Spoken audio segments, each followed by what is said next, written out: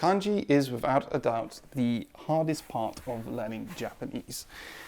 There is so many of these characters that you need to know to be able to read Japanese, and it's one of the biggest hurdles and biggest reasons that people quit. There's just so many. So how do you solve the problem of kanji? But it's quite simple. It starts with a book called Remembering the Kanji, and a really cool Anki add-on that helps speed up the process of learning with Remembering the Kanji and solves all the problems that this book has in it, while also taking from all the benefits as well. So let's take a look at the Anki add-on, let's take a look at Remembering the Kanji, and let's have a look at the better, new improved way of studying kanji in 2022. So what exactly is the best way to learn kanji? Well, up until now, it has undoubtedly been the Remembering the Kanji technique, method, whatever you want to call it, essentially just using mnemonics to learn the keywords that are associated with the most common 3,000 kanji that the RTK books discuss. And while you might not need to do the extra 1,000 kanji, the first 2,000 kanji are most of the Joyo kanji, the most common used kanji in Japanese. And so by doing that, you build up a base of all the major kanji that you need to know, you associate them with a keyword, and then from there, you can actually start getting into reading Japanese or studying flashcards with Anki and learning the readings of how these kanji are said in different words in different contexts. And that is generally been the best way to do it because it's quite quick. After 3 to 6 months of studying RTK, you can get straight into reading Japanese. And once you actually get into reading Japanese, that really just takes off and it really speeds up the whole process of learning to read Japanese. The only obvious issue with that is obviously that you spend a long time learning kanji and doing nothing else. Which can be quite demotivating for a lot of people. Up until now, that has been the best way to do things. You can't really learn to read yet until you've studied all of those kanji, because you will no doubt come across kanji in RTK that you haven't come across yet in your reading or whatever, and it'll just get really difficult and really confusing. I know that's how I felt. But there's a better way of doing things now. There's a free add-on for Anki that helps you through this process, provided by Migaku. And it is just ridiculously good, and I'm going to be talking about how to implement it and why it's so good in this video.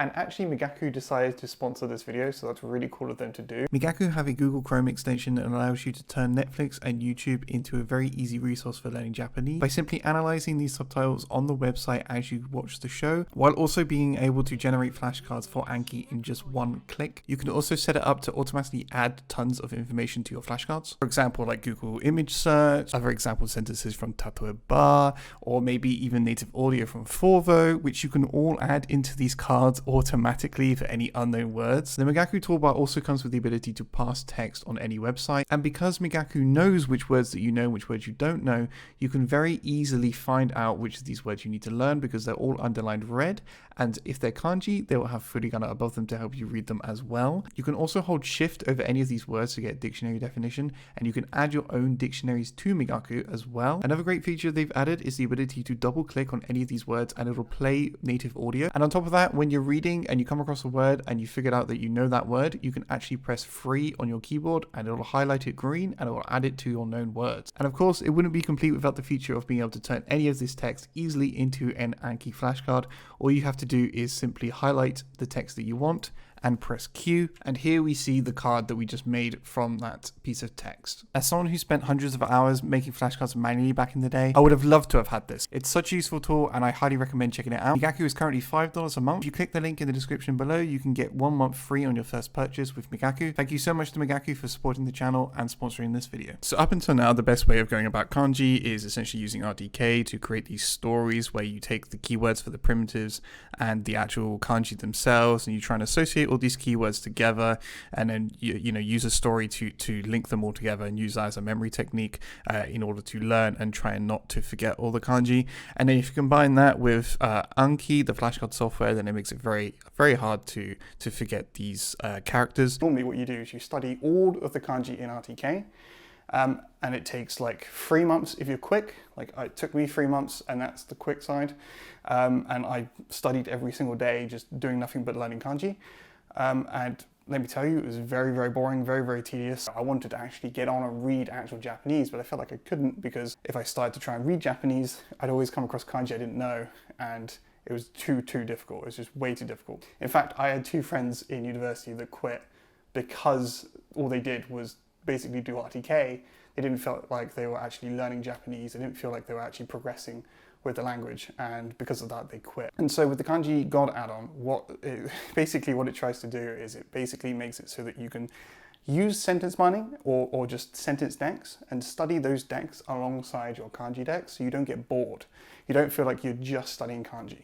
And so this speeds up not only your ability to start learning Japanese, to actually read Japanese and understand some words, which are going to be useful for actually when you're immersing, and say if you're listening to the language or if you're trying to read the language, read a book or whatever, you're going to notice a lot more words because you can actually get in and start studying those words earlier because you know some of the kanji and you know more of the kanji.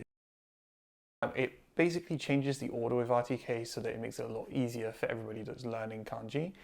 And it also inherently, because of this, the way it does that, it removes any unnecessary kanji that you do not need to learn. There's quite a few hundred, a couple of hundred at least, kanji in RTK that you just don't need, especially in RTK 3, there's loads. And I remember back in the day learning those and never actually seeing them in my immersion. So, these kanji are obviously used in Japanese, but they're so rare and far and few in between that you really don't need to know them. Most Japanese people can't read a lot of them, so it is, not necessary to learn them. And obviously, as a beginner, you can't tell which ones you do or do not need to learn. So this add-on actually just saves you a bunch of time by filtering out the ones you don't need to learn. How does it do that though? Well, it's very, very simple. Once you set up the add-on, which I'm going to show you how to do in a bit, you're basically telling the add-on which deck you're going to be learning Japanese from. So if you've got a vocab deck or a sentence deck in Anki, you can tell it which decks you're going to be using to learn with, and then it'll analyze those decks and see which of the new cards that you're about to learn, and it'll look at those cards and it will say, okay, there are these kanji in these sentences or in these vocab cards that you're going to be learning. I'm going to show you those flashcards, those kanji in your kanji deck first, and I'm also going to show you the primitives, the radicals, the parts that make up this kanji before you study those kanji flashcards as well. So essentially what it does is it completely removes the traditional RTK study order, and it creates a new order purposely built just for you and how you study Japanese. So for example, if we're going to be learning a sentence that has the word blossom in it, where it would have the kanji for open and flower, what the add-on will do is the kanji add-on will analyze that sentence, and it will say, right, we've got these two kanji in it. And if you don't know any of the primitives, if you've not studied any of the primitives that exist in those kanji yet, it'll show you those primitives first. So you'll learn the original small pieces that build up those kanji. You'll learn those.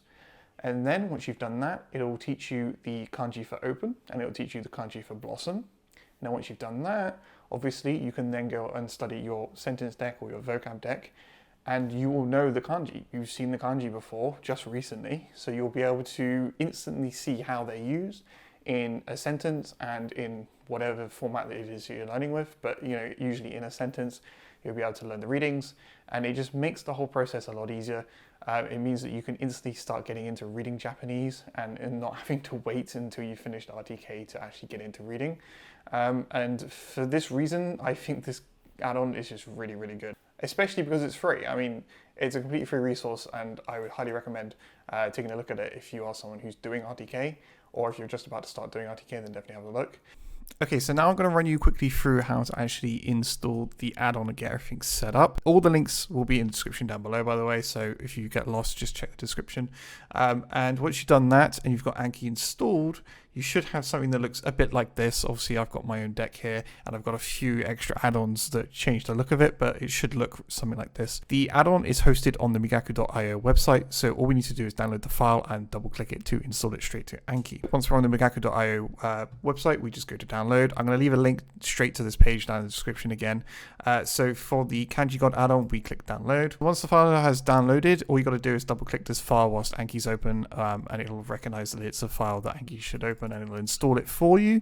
You will get a warning message because you're not downloading it from the Anki website, but it's perfectly fine. Just click yes. I've actually already got the plugin installed, so this will give me an error if I click yes, but so I'm just going to close it. So once we've got all the plugins installed, all we want to do is create a kanji deck with two sub decks called recognition and production. So we've created our two separate decks here. We're going to drop them into the kanji deck so they show up in here. And then all we need to do is assign, basically tell the plugin which deck we're going to use, that we're going to get our Japanese information from so that we know which kanji we're going to be learning. And we also need to tell it which decks to add the new kanji to.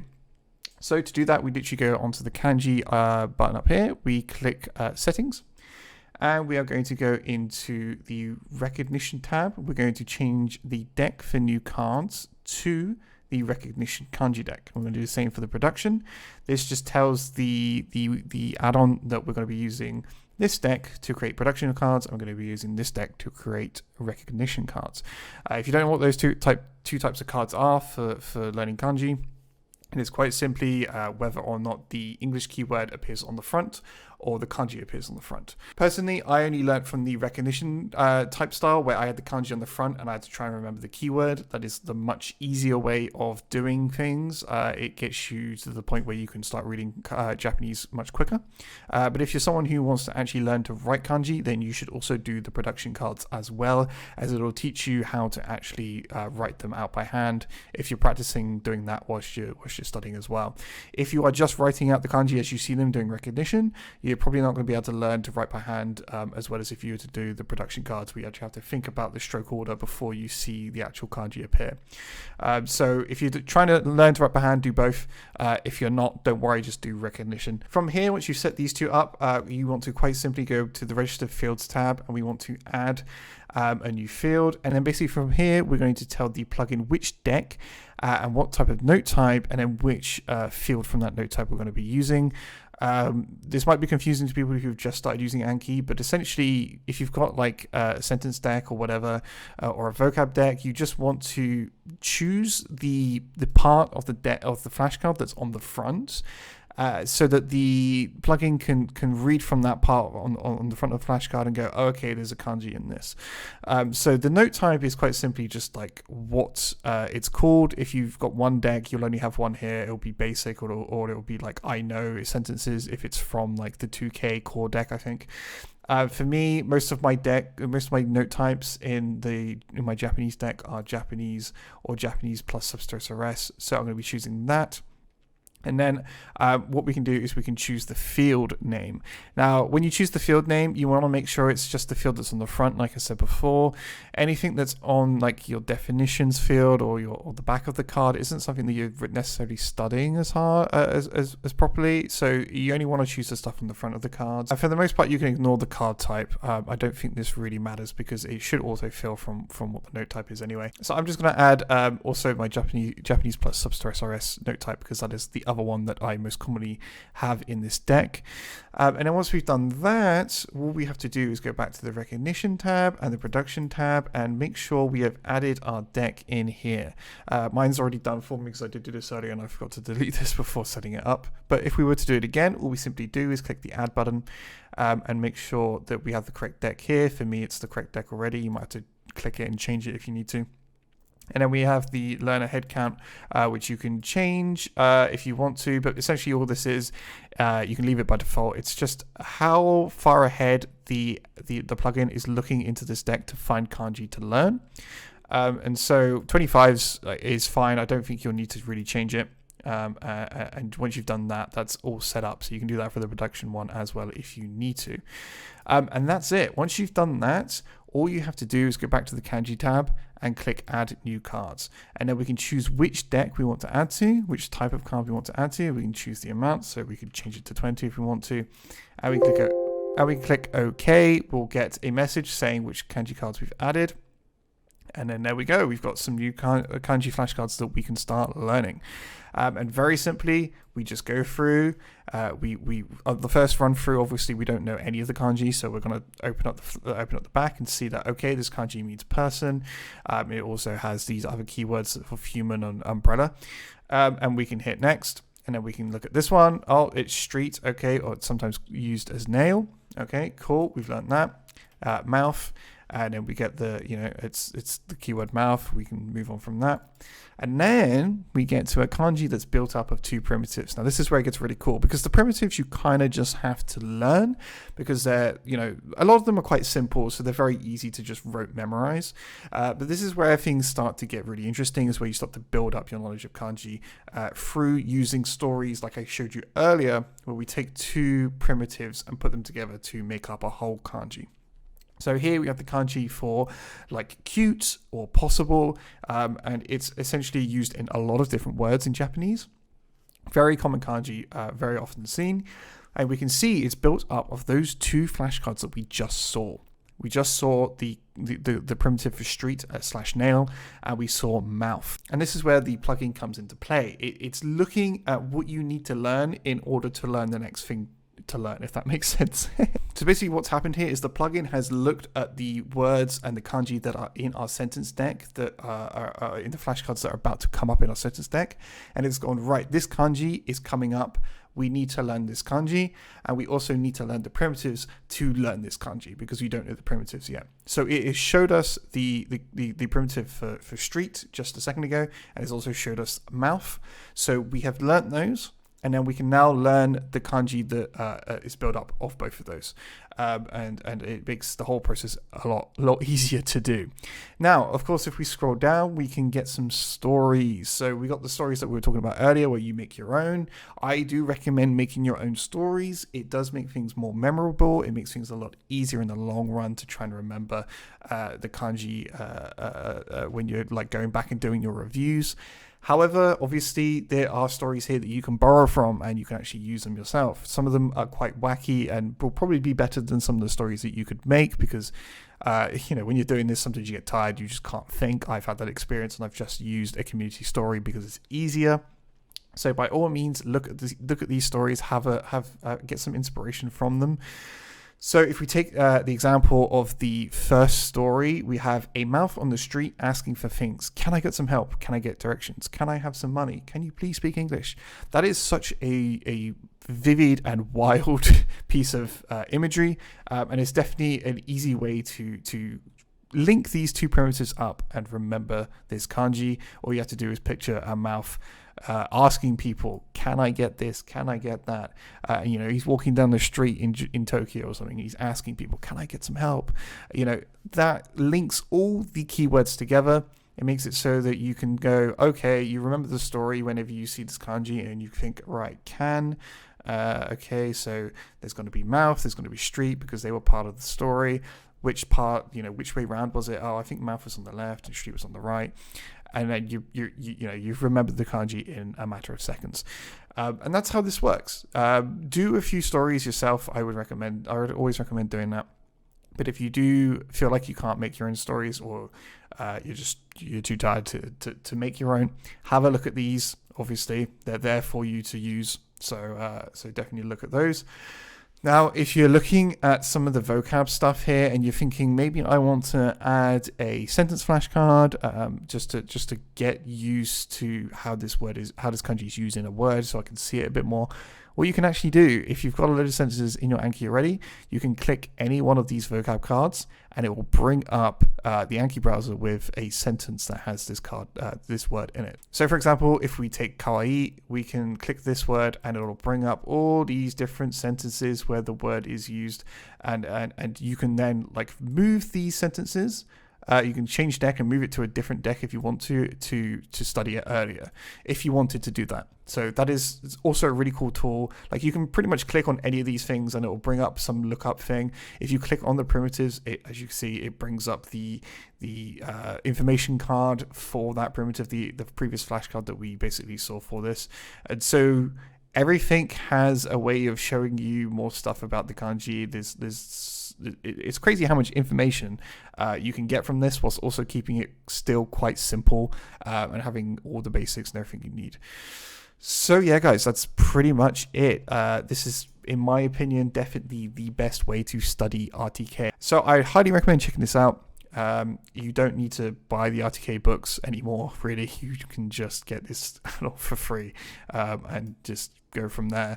You can also save yourself a bunch of time by not setting up basically all your flashcards yourselves, like you had to in, like, say the old video I made a few years ago. You no longer have to do that. All you got to do is set up this plugin and get rolling. And yeah, it's so simple. It makes things a lot easier, and I would highly recommend checking it out. So yeah, guys, thank you very much for watching this video. If you enjoyed it, if you found it helpful, please leave a like and a comment. Don't forget to let me know what you think about the video. And also a massive thank you to all the Patreons who help support the channel, especially Harry and everybody else over on the Patreon. You guys are amazing. If you guys are interested in getting any Anki decks, I have a bunch over there which you can use to help this process. You can basically download all the Anki decks, put them into Anki, and you have a whole bunch of example sentences that you can work from and that you can use. So if you're interested in that, check out the Patreon. And once again, a massive thank you to Migaku for sponsoring this video. As I said before, I wouldn't have taken that sponsor if I didn't believe in the add-ons and the tools that they've made. They've done such a brilliant job, and I'm surprised I haven't looked at them before. I wish I'd known about them before, because I feel like I've done a disservice to everybody on the channel that watches my stuff, because a lot of it is so useful for people that are sentence mining. Yeah, but I'm just happy they reached out and they they spoke out, talked to me about this, because it allows me to get you guys involved with something which I think is definitely going to help you out, and it also helps support the channel. So massive thank you to Migaku for sponsoring the video, and thank you guys for watching. I will see you in the next video. Thank you. Bye.